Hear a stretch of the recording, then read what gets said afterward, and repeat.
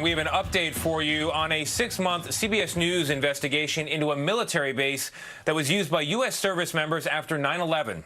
We've shown you how veterans suffered serious illness after they were exposed to toxic materials at the base. It's in Uzbekistan. It's known as K2. In one of his last acts as commander-in-chief, President Trump signed an executive order that enables aid for those very veterans. Senior investigative correspondent Catherine Herridge is at the Pentagon for us this morning. Catherine, good morning to you. What does this mean? Well, Tony, the executive order does not link K to an illness, but it does recognize K2 vets are sick and should be considered for the same programs as those who served in Iraq and Afghanistan. After years of being dismissed, it is a significant step forward. It was disbelief because it was already a moonshot. K2 veteran Mark Jackson says responses poured in on this Facebook page after an executive order was signed by President Trump during his final hours in office. Hundreds of the members had logged in and written all sorts of things about how thankful they were. And after years of resistance, K2 vets reported the VA was reaching out to them. We even had a few people put screenshots of emails they had gotten from the VA that week. Jackson is one of at least 2,500 vets who self-report illness, including rare cancers they believe are linked to a former Soviet air base in Uzbekistan known as K2. After 9/11, U.S. forces launched classified missions from the base into neighboring Afghanistan. We were the first responders to 9/11, so we got sick first. The investigation documented K2 was a dumping ground, used chemical weapons equipment, soil saturated with jet fuel. Radiation and chemical agent warning signs dotted the base. What does the executive order get the K2 veterans? The executive order demands that the VA and the DoD follow their own rules, respect Uzbekistan as a combat support area. Jackson told us it opens the door to previously denied services.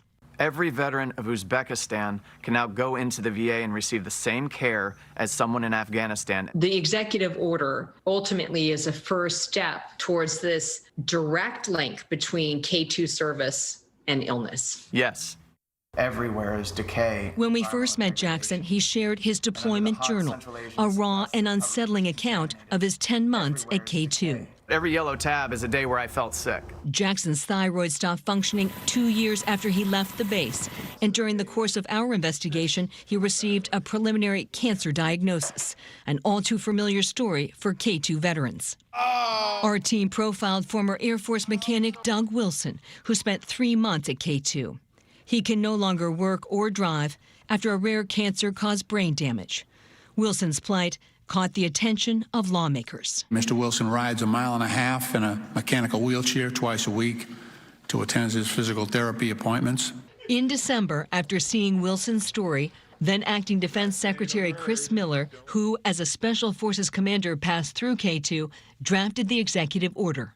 Let's err on the side of the veteran and not get caught up in bureaucracy and endless studies like we've done in the past. Now the Defense Department has just 1 year to conduct a rigorous study into the health consequences of K2. This isn't a 5, 10, 15-year survey. They have 365 days to produce results. That is a huge step forward, says former Army intelligence analyst Elba Barr, who blames her reproductive health issues on toxic exposure at the base. Disbelief and then just validation of a decade's worth of issues. K2 vets are now looking to the Biden administration to finish the job. I would ask the president himself, help us. You can fix this. You can get us the presumption of service connection and get these sick and dying veterans help that they need, and the families of those who have already died the help that they deserve.